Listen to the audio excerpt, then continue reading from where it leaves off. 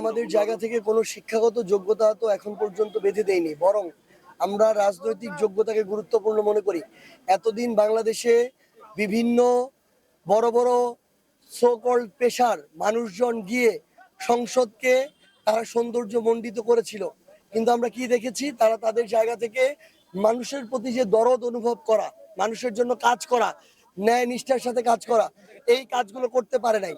তো এখন ৩০০ জনের মধ্যে ১০ জন যদি এমন মানুষ যায় যে কেউ কৃষক, কেউ রিক্সা চালক, কেউ শ্রমিক, এই ১০টা মানুষ গিয়ে ওই সংসদ নাই হয়ে যাবে না, বরং আমরা নতুন করে দেখতে চাই যে ওই মানুষগুলো গিয়ে তারা তাদের অধিকারের কথা বলুক।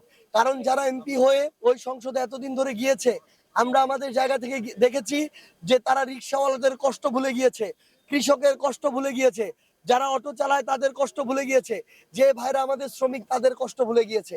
আমরা চাই যেমন আইনজীবীরা যায়, ডাক্তার যায়, ইঞ্জিনিয়ার যায়, শিক্ষাবিদরা যায়, আমার কৃষকও ওই সংসদে গিয়ে কৃষক হিসেবে সারা বাংলাদেশের কোটি কোটি কৃষকের প্রতিনিধিত্ব করুক।